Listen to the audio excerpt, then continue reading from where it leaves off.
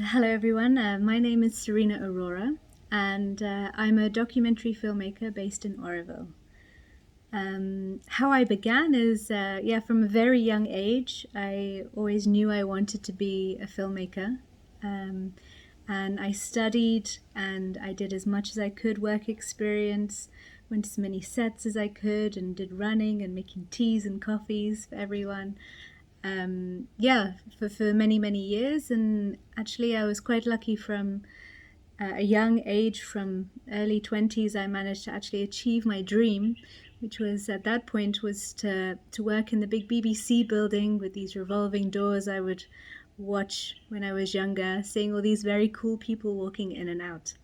So yeah, by my early 20s, I managed to achieve this dream and be one of those people working and going in and out of those revolving doors. But after some time, I realized actually that no longer was my dream. It wasn't satisfying me. It wasn't making me happy, and I felt like I needed to do something else. So then I bought a small little video camera, and I decided to go traveling.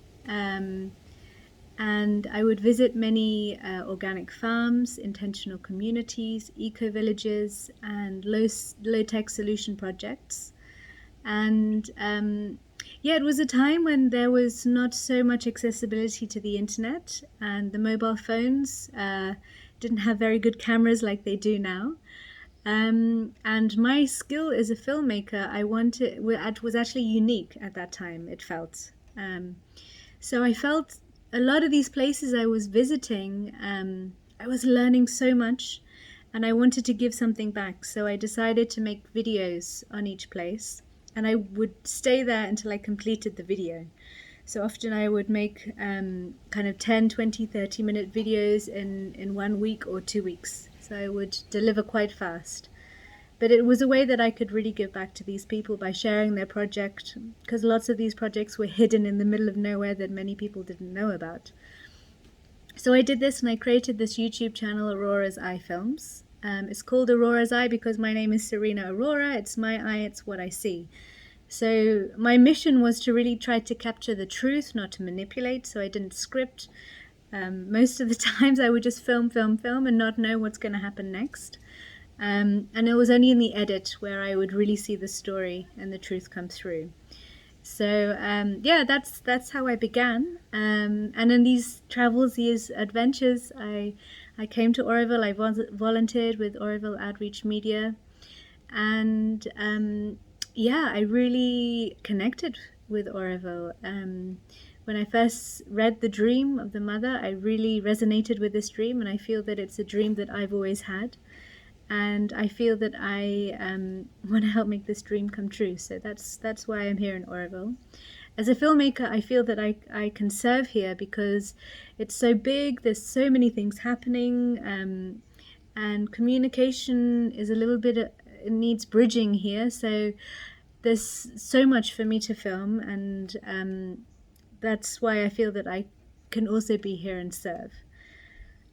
So along these lines, a lot of the videos I make in Auroville are requested from people. I get several requests a week.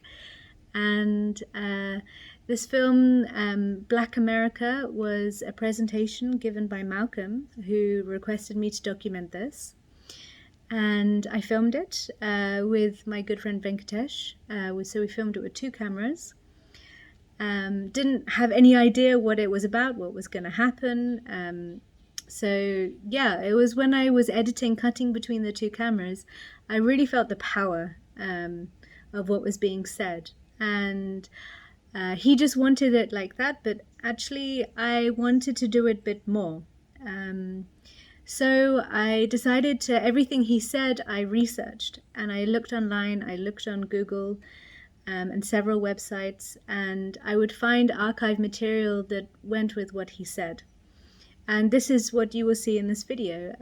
It's basically his presentation, and on top I find the information from the source of what he says.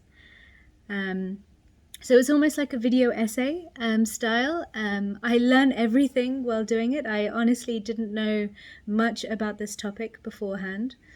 And yeah, so that is Black America. With this other film, Conversations on Death with Aurovilians. So this was a request from Danielle. Um, she's getting a little older, and she realized that there's a 50% chance of her dying in France or in Auroville, that she spends 6 months of the year in both places.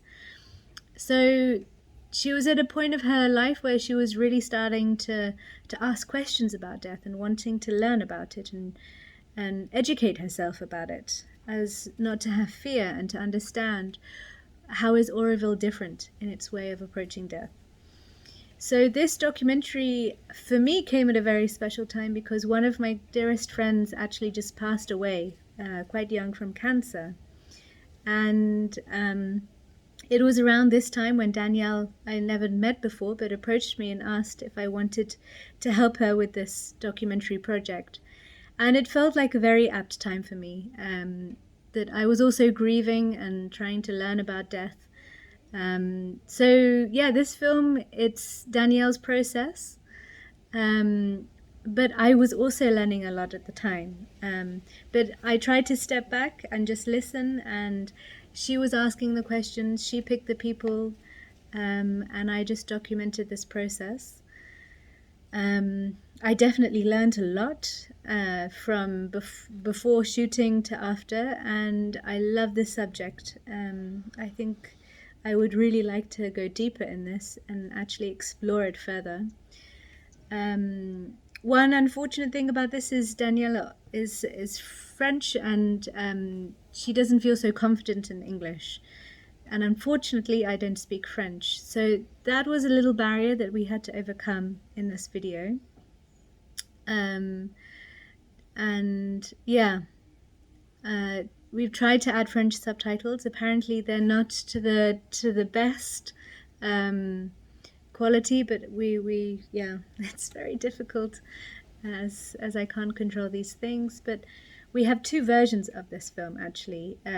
One was the one that I edited during lockdown, so it has unmastered sound, but I used a lot of the Aurovilian music, so it's a lot more rawer.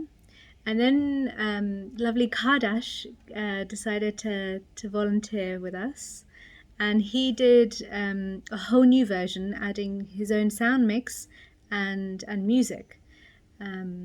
So I'll be curious if any of you have time and would like to see the other version. It's on Aurora's Eye Films on YouTube, and I would be very curious to hear your feedback to which version you prefer. But yeah, anyway, that's enough for me. I hope you enjoy the films, and until next time.